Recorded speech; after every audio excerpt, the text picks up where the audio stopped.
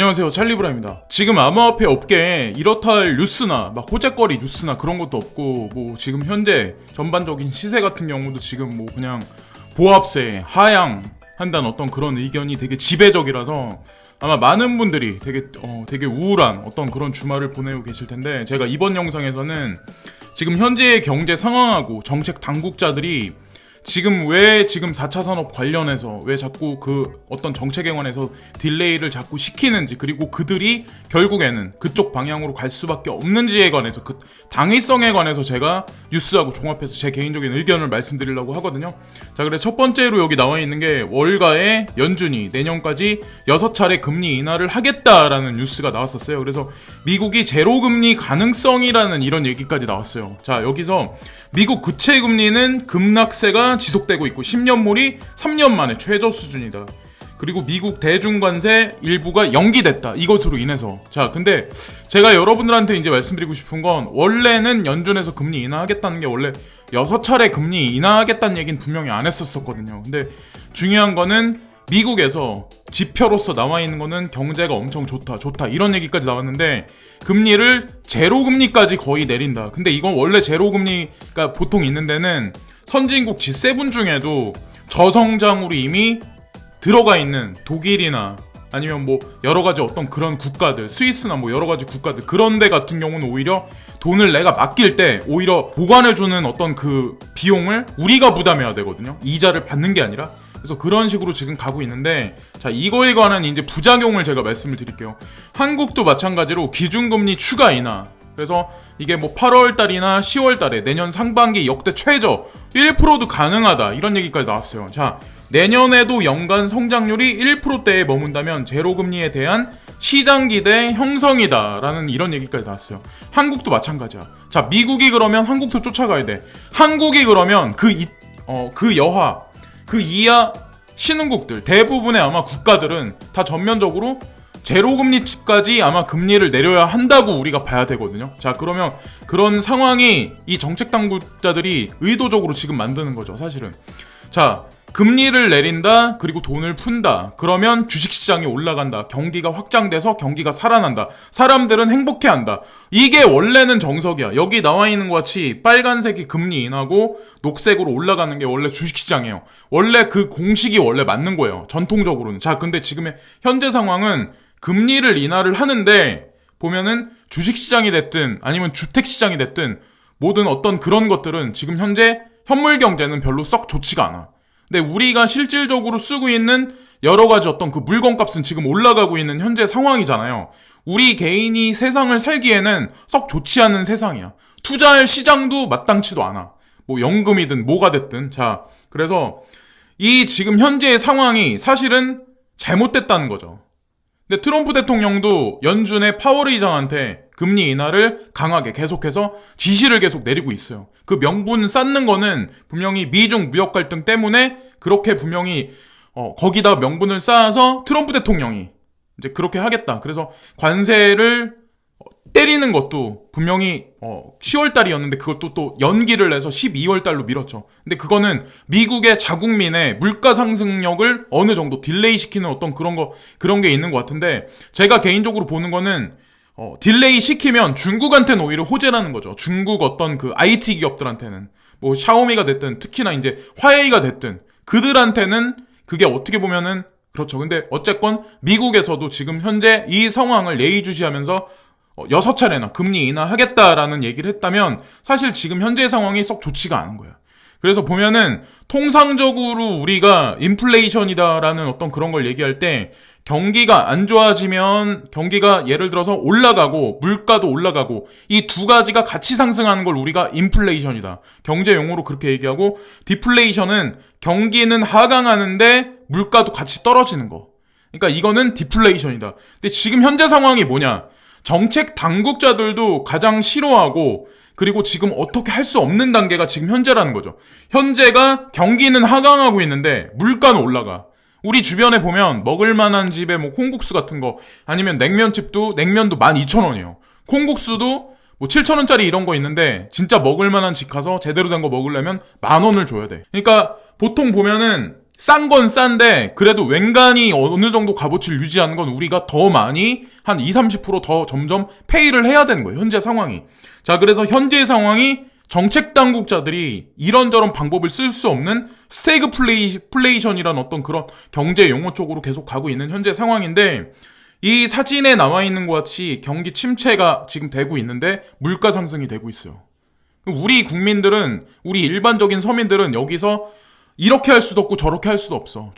호주머니에 돈은 점점 줄어. 우리가 직장에 다니고 있는 어떤 그 CEO들, 사장들은 뭐 사람 하나둘 점점 줄이려고 하고 있어. 기계화되고 있어. 여러 가지 주식에 투자하기도 애매모호한 현재의 상황. 그렇다고 주택 시장에 들어가기도 애매모호한 상황. 그리고 한국 정부 당국에서도 뭐 어떤 의미에서 그런지 모르겠지만 어떤 분양가 상한제라는 걸 도입했기 때문에 저는 그게 분명히 단기적으로는 시장에 악재로 분명히 작용할 거라고 생각을 하거든요. 그래서 방법이 없어요. 자, 정책 당국도 방법이 없어.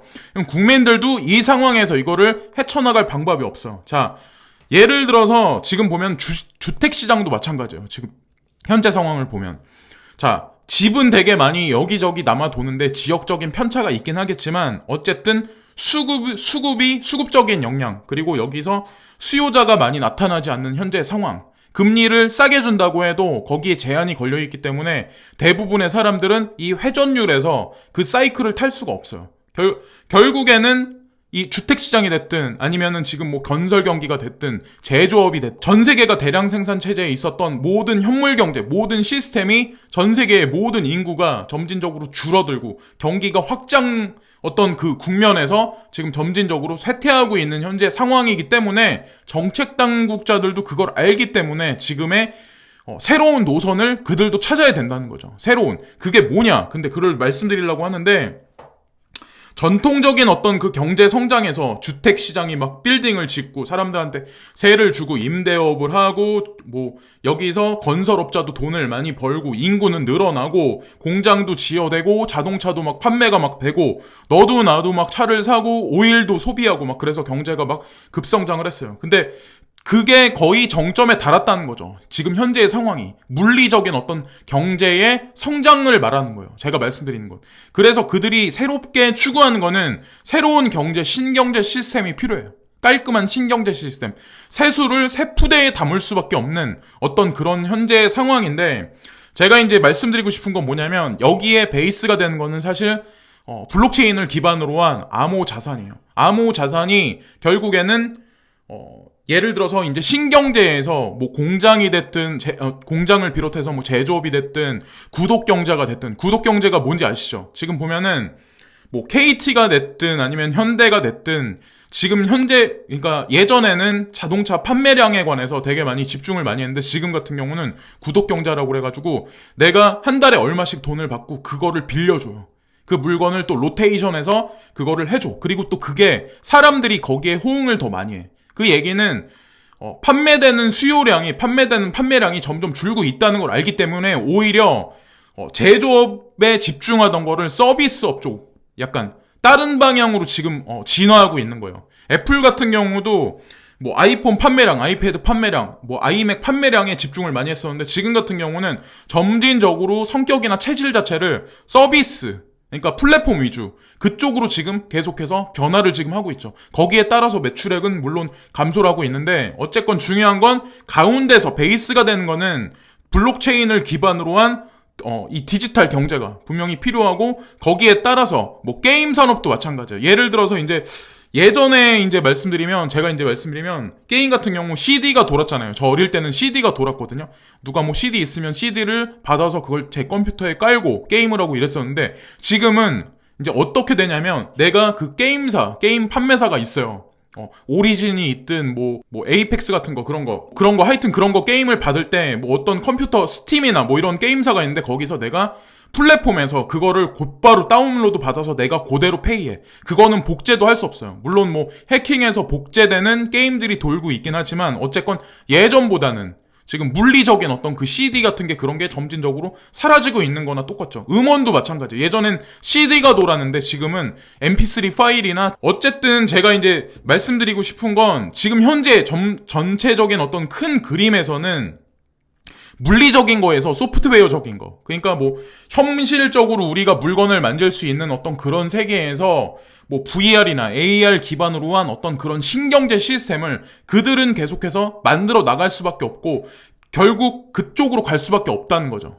제가 이제 끝으로 말씀드리고 싶은 건, 그러니까 이거는 두 가지 갈래길이 있는 게 아니라 원웨이라는 거죠. 왜냐면 전통적으로 보면은 아까 제가 초반에 말씀드렸다시피 돈을 풀어 금리 인하해, 그래서 시중 경제를 확장시켜, 그래서 사람들을 기쁘게 선거에 당선하게, 그렇게 지지율을 올려받으려면, 내가 주목을 받으려면 그게 방법이 통했는데, 지금 트럼프 대통령이 지금 파월한테 금리 인하해 얘기했음에도 불구하고 금리 인하를 했는데 시장에 호재로 작용하는 거는 단적이라는 거죠. 단기적으로 그냥 끝났을 뿐이야. 그러니까 병상에서 걷지 못하는 식물인간이 예를 들어서 갑자기 인젝션을 몇 대 맞았다고 해서 그 사람이 단기적으로 일어나서 화장실은 갔다 올 수 있겠지만 막 이렇게 저렇게 크게 활동은 못 한다는 거죠. 그러니까 새로운 뭔가 심장과 새로운 팔다리가 필요하다는 거야. 새로운 브레인이. 그게 제가 생각했을 때는 뭐 지금 현재 암호자산 시장의 어떤 비전이나 명확성에 관해서 수치적으로 우리가 느낄 수 있게 그거를 보지 못하긴 하지만 제가 이제 보는 관점은 뭐냐면 뭐 벡트 거래소가 뭐 9월달에 뭐 그걸 한다든가, 뭐 바이낸스도 뭐 진출한다, 그리고 하다못해 JP 모건에서 스테이블 코인 그거를 찍어내고 페이스북도 이쪽 업계에 들어온다, 뭐 이런 얘기 저런 얘기를 다 이렇게 보면은 결국에는 그들이 추구하는 어떤 큰 관점에서는 이 시장이 방향은 맞다고 저는 생각을 하거든요. 지금 현재 뭐 단기적으로 비트코인이 뭐 갑자기 뭐 급락을 하든 뭐 아니면 갑자기 단기적으로 얼마가 오르든 거기에 사실은 많이 주목해야 할 부분도 분명히 작으나마 있긴 하겠지만, 저는 좀 약간 거시적인 중장기적인 관점에서 뭐 양적 완화가 됐든 금리 인하가 됐든 약발은 이미 다 했다. 그래서 새로운 경기 부양을 위한 신경제가 필요한데 거기 베이스가 되는 게 결국에는